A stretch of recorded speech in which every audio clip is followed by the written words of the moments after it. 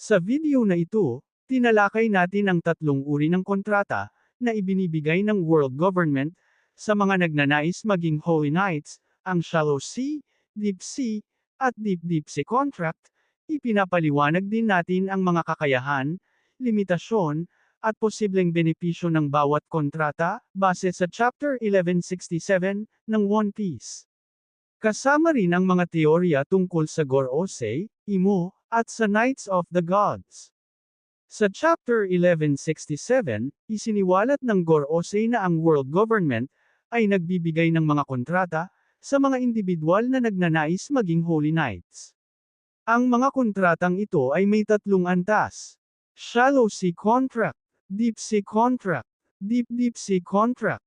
Sa video na ito, ipapaliwanag natin ang bawat kontrata, at ang mga posibleng kakayahan, at epekto ng mga ito.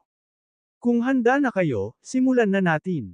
Kapag kumilos na ang Knights of the Gods, doon magsisimula ang tunay na digmaan. Ang Shallow Sea Contract, ang pinakaunang uri ng kasunduan. Ayon sa Gorosei, isa lamang itong minor o basic contract. Ito ang unang kontratang ibinigay kay King Harold. Sa Chapter 1167, nakita natin na binigyan siya ng marka o tato, at inihayag ng Gorosei na ang kanyang ranggo ay God Steel. Sino pa ang may ganitong kontrata? Isa sa napansin ko ay si Shanks. Oo, dahil may nakita tayong kaparehong marka o tato sa kanya sa isang nakaraang kabanata. Sumunod si Ganko, sa Chapter 1160, malinaw siyang ipinakilala bilang isang God Steel. Hindi rin siya kasama sa panel ng Holy Knights, ng God Valley, na nagpapatunay na God Steel pa lamang ang kanyang ranggo. Mayroon ding mga karakter sa Chapter 1096, mga nakamaskara at isang lalaking kahawig ni Sedi, the Prince, na posibleng may kaugnayan sa ranggong God Steel, ngunit wala pang opisyal na kumpirmasyon. Sa Chapter 1169, nalaman natin na kayang kontrolin ni Imo ang mga may shallow, sea mark, ngunit limitado lamang ito sa isang radius. Halimbawa, kayang kontrolin si Imo kapag nasa Pangaea Castle. Ngunit kapag lumabas na sa Saklaw, hindi na ito posible. Ang Deep Sea Contract ay isang mas mataas na antas. Kapag tinanggap mo ito, iaangat ka mula God Steel, tungo sa ganap na Holy Knight. Dagdag na lakas ayon kay Harold, ramdam niya ang malaking power boost regeneration, pinuri ito ni Ganko sa Elbaf, at nakita rin ito kina Summers at Saint Muffy, noong God Valley incident. Alam nyo bang kahit nasaan ka man sa mundo, kayang gamitin ni Imo ang iyong katawan? Ito ang long-distance communication, pinatunayan ito ni Garlang sa Chapter 1167, sa pamamagitan ng pagbibigay ng long-distance transponder snail. Ang Black Circle Star ay may kakayahang mag-create ng portal, at mag-teleport ng taong kapwa may Deep Sea Contract.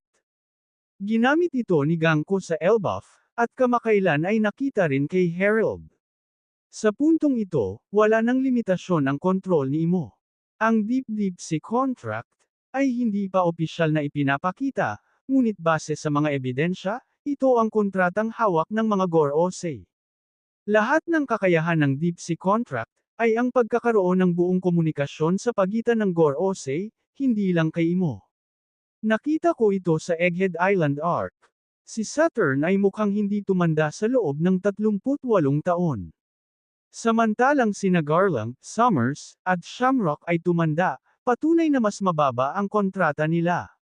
Dahil ang Gorosei ay may ganitong kakayahan, posible ring makuha ito ng bagong Gorosei, na si Saint Figarland Garlang. Ang kontrata at antas ng Shallow Sea God Steel ay may limitadong kontrol ni Imo.